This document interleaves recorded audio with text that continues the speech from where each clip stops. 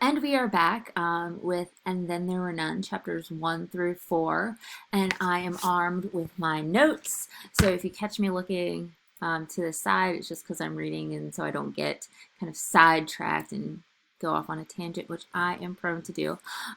Before we begin, I would really encourage you all to take notes because a lot of the stuff that are on the slides are just kind of talking points and not really lengthy kind of notes. So all this stuff is important, so keep this in mind, and this will kind of help you not only with your discussion boards, but also with your final essay at the end of the novel. So without further ado, chapters 1 through 4. And if we look at chapter 1 particularly, the main focus, the main goal is really kind of to introduce us to our cast of characters, particularly 8 people. And the first person that we are introduced to is Justice Lawrence Wargrave. And we find out that he is a recently retired judge. That's his role, that's his job, that's his position. He's sitting in a first-class train carriage. And I want to mention to keep an eye out on kind of these, especially in like the first couple of chapters, these modes of transportation.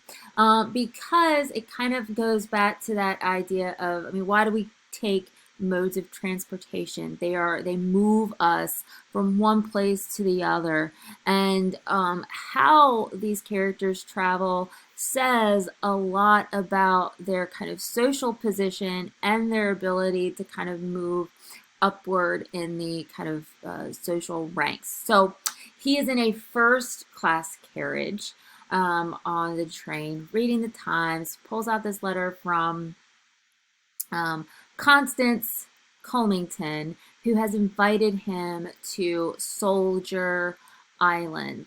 And really, kind of, if you think about the judge, his Justice Wargrave, he really kind of represents this kind of order, this idea of order in society. And I'm going to come back to that, I promise. So we are introduced to Justice Lawrence Wargrave. And then we are introduced to Vera Claythorne. And ironically enough, I'll mention this again, Vera means truth. And remember that idea of truth versus, non-truth. So Vera Claythorne, and we find out that she is in a third-class carriage on the same train. And she is a games mistress, or she works in a school, which is typical, or not typical, but as someone who is not very wealthy, she would be meant to go out and work and kind of make a living for herself. And so she's not necessarily unrespected in society. She's just not someone like Emily Brent or someone like a socialite. She's not going to really attract a wealthy man to kind of take her away from her current position in society, which is probably the only means of social mobility for her in this time. But I digress. She is a games mistress at a third-class school, and she's looking for work during the time off, during the summer, and she wants to be a secretary, and she's looking to kind of get out of teaching or working with children, and she is hired to be a secretary by Mrs. Owen and to go to Soldier Island. We also kind of get this weird we get a lot of insight into Vera's backstory and kind of her mind and the memories of her past, and we know that she's got a connection to someone named Cyril, an inquisition or coroner's inquest, and she has this kind of history with someone named Cyril and Hugo. And Hugo's pretty important, so keep an eye out on Hugo. But she is unmarried, but there is, like I said, that kind of hint at a romantic relationship with someone from her past. Um, Sitting across from her, who, I mean, it's kind of interesting how we travel from one carriage of the train to another, from one character to the next. And we see Vera looking at a guy named Philip Lombard. He's my favorite character. I love him. Um, and she kind of, her insight, I mean, it's kind of interesting to see what she thinks of him. She says that he looks like he's been in some interesting places. And Philip Lombard looks at Vera and thinks, oh, she's an attractive girl. So anyways, Philip Lombard is kind of this world traveler. He's ex-military, special operations, special forces, but we get the sense that most of his military adventures have been mercenary in nature. He does it for the money. And he's also financially driven to go to Soldier Island because he's hired by Isaac Morris, who you should keep an eye out for because he's important later on. Isaac Morris to be kind of this lookout for spots of trouble that could happen on Soldier Island, and he's worried, will I have to do anything illegal? And Isaac Morris is like, maybe, and we get the sense that like he really doesn't have any qualms with doing things that are kind of shady. He's Irish, which is kind of significant. And if you look at the historical and political complications between England and Ireland, but that's besides the point. But Philip Lombard, he is, like I said, this kind of mysterious, shady character who has been hired. And I'll come back to that in a minute. Next, we get Mrs. Emily Brent, and I used a different photo I used one of Maggie Smith, who played her in the theater version of, and then there were none because the lady who plays it in the new adaptation of the film or of the novel, I don't think she's old enough. Emily Brent is an older, unmarried spinster. She has no children. She's incredibly religious, almost to the point of being kind of like this zealot. And we find out that she comes from a wealthy background. Her father was this really big, important member of the military, and because of her reduced income, she's kind of fallen on hard times. She's excited to get this free vacation from this former, so she thinks, acquaintance, a UNO, and she can't quite remember who that might be, and that's kind of a point to keep in mind, to Soldier Island. Next, we meet General MacArthur, and we don't get much about him in the opening chapter, but we know that he is a retired war general for the British Army. He's been married, and we find out that he was deeply devoted and in love with his much younger wife, and he is invited to Soldier Island by some old war buddies. That's it. Dr. Armstrong, who is an interesting guy. And what's interesting about Dr. Armstrong is that he's not on the train. He's driving himself, which is an indication of a certain level of wealth. He used to be a surgeon in a popular part of London, but now works as a woman's doctor. And he's been invited to visit Soldier Island to be the doctor of Mrs. Owen. And he seems to have kind of a bit of contempt for women, and because he says these women and their nerves when there's really nothing wrong with them.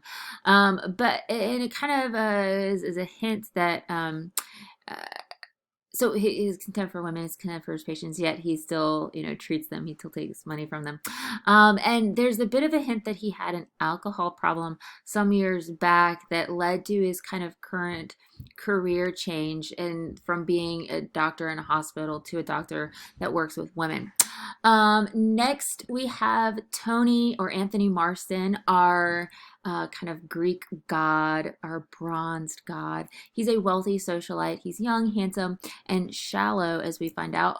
He's very attached to his car, which is a symbol of his wealth and his recklessness. And think about Tony Marston as like kind of this playboy. He kind of goes around and,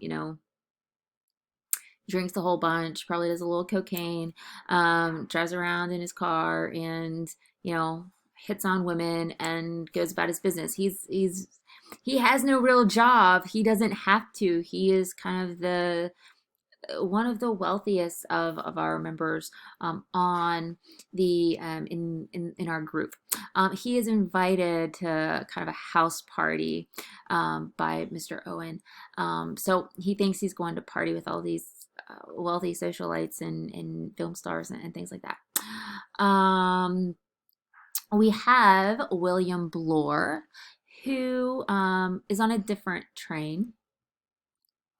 And we watch him in our introduction to him, we watch him coming up with kind of a cover story for his undercover work that he's been hired to do by Mr. Owen on Soldier Island, apparently to keep an eye out for Mrs. Owen's jewelry, her jewels. And his kind of his backstory is that he is Mr. Davis from South Africa. And interestingly, just to point out that he comes in contact with this kind of really drunk old guy at the end of this chapter that says that the day of judgment is upon us. And I think that that's interesting to notice because, I mean, it's this drunk old guy. You can't really take him serious, but there's a lot of truth in his drunken stupor. And we don't get to meet these two, but I wanted to mention them. We meet these guys in chapter 2, but I wanted to mention them while we were talking about our characters. The last two that round out our total of 10 are Mr. and Mrs. Rogers, not our friendly neighborhood Mr. Rogers who's wearing a cardigan. This is a different Mr. Rogers. They are a married couple, and they are invited by Mr. and Mrs. Owen to be kind of the servants for their guests for the week. And we don't really get much, we don't really know Mrs. Rogers all that much, except to know that she's a really good cook, and she's pale and ghostly and looks as if she's afraid of her own shadow. And we've come to find out that neither one of these guys has ever met Mr. and Mrs. Owen either. So why is this important? Well, I think it's important to note that our first chapter really gives us this brief introduction to 8 or 10 characters who are traveling in various ways to Soldier Island. And we should really notice as Frank Narcott, the guy who takes them to Soldier Island via boat, as he does, that they are rather a kind of mismatched group of people. They're different ages, different social classes, different walks of life. And I want to take a minute to really examine our group based on their social rank. Because as we mentioned, that our story takes place in the late 1930s. And it's during this kind of after World War I, post World War II time period. Social class and social rank is really rigid, and there's not much room for kind of social mobility, especially for women. And we get this group of characters from all different social spheres. We have the wealthy upper class, like Emily Brent and Tony Marston, and kind of a wealthy middle upper class with the judge and Dr. Armstrong, and our kind of middle working class or middle class with the military, like General MacArthur and Philip Lombard, and um, the kind of working class like Vera and uh, Bloor, our cop, and we have the lower class with Mr. and Mrs. Rogers as this kind of servant to the wealthy upper middle class. So, and it's important to also note that these characters are really defined by their social position and social occupation, and to a large degree, they really perform that duty throughout the novel. So there's this emphasis right off the bat on social hierarchy and the real impossibility to kind of break down those barriers even when circumstances change.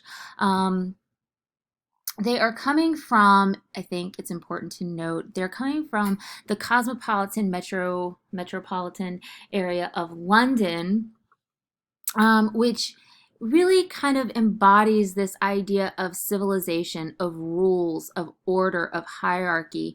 And Justice Wargrave, he obviously is a representation of kind of the order that governs that social sphere. Bloor is a representation of those laws that govern that social sphere. Armstrong, the physical well-being, but also that kind of idea of do no harm with the Hippocratic Oath. Um, Armstrong and Lombard, the kind of military order and power. Emily Brent with that religious authority and order. Vera, she is, I mean, what does she do? She works with children, and it's kind of an embodiment of that kind of teacher or motherhood, the value of raising and caring for children.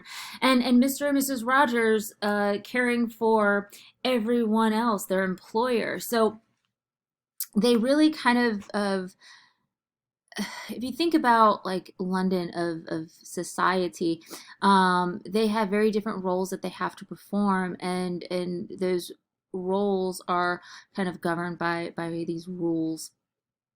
And what happens when they break, and or when they are outside of that London, because they travel to Sticklehaven, which is the coast of Devon, where they travel to our main setting of Soldier Island. And we find out throughout the first couple of chapters that there is this kind of mysterious intrigue circulating in the newspapers about the origins of this house and of this island. It was bought by an American millionaire who had an enthusiasm for yachting, and it was sold. And so the newspapers are full of who's bought it, who's living there, what goes on there. So there is that level of intrigue both with our guests and for us and for people in general. It's an unsettling kind of place, and if you think about what it's surrounded by cliffs of these high cliffs. It's surrounded by the vast sea, and in some ways it's very uninviting. It's, if you think about islands, islands are a source of isolation, and that um, kind of mimics the isolation that the guests will feel both while they're on the island with each other, but also they kind of become islands in and of themselves. It is outside the bounds of society, of those kind of man-made rules of order and law, and really kind of nature takes control, and they are at the whims of this kind of the natural elements. It's both a source of peace. I mean, Armstrong notes that it's of peace, and I want to say the general does as well, and Vera in some ways says that it would be peaceful, but she also kind of finds it unsettling, as most of them do. Armstrong also says that there's kind of like this element of magic, of fantasy, of, I don't even know, maybe even the supernatural, and um, there's this sense that and this really kind of important quote that says that you kind of lose touch with the world on this island, and an island is a world of its own, a world perhaps from which you might never return. So we get the sense that this island is going to play a major part, both in our mood with the characters and of course with the kind of plot. So I'm going to stop here, and I'm going to pick up with the rest of chapter 1 through 4, and so stay tuned.